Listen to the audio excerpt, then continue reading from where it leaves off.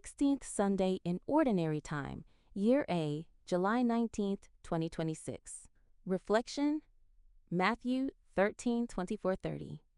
Theme: the existence of good and evil in the world. As a young priest, I had a great zeal to uproot Satan and the evil in the world and clear them out of this world so that the faithful can be happy in their worship of God. The zeal in me was manifested in my prayer life, in my fiery homilies, and in my austere life. The more efforts I made, the more I felt evil was rearing its ugly head everywhere.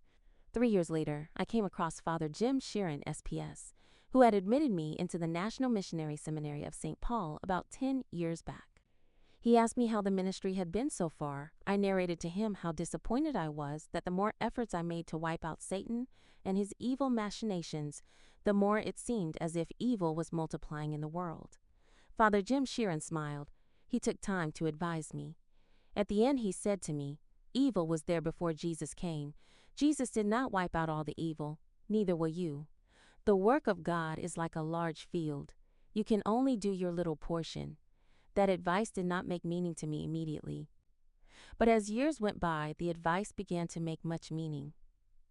Father Jim Sheeran returned to his Creator a few years ago, but his words of wisdom still guides me till date. Indeed, I have come to realize that this work is God's work. I can only do my little portion and leave the rest to God. From the discussions of Jesus in Matthew chapters 11, 12, and 13. It appears the disciples are questioning Jesus on why so much evil in the world, and why were the evils not lessening in spite of the powers he had given to them and the efforts they had put in.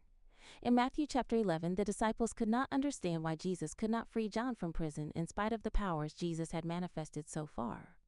John had to ask if he was actually the Messiah, or should they wait for another. Matthew 11:3.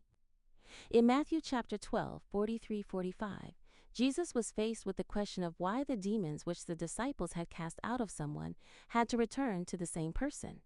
In chapter 13, Jesus gave the parable of the sower, thereby explaining that God showers his graces upon everyone.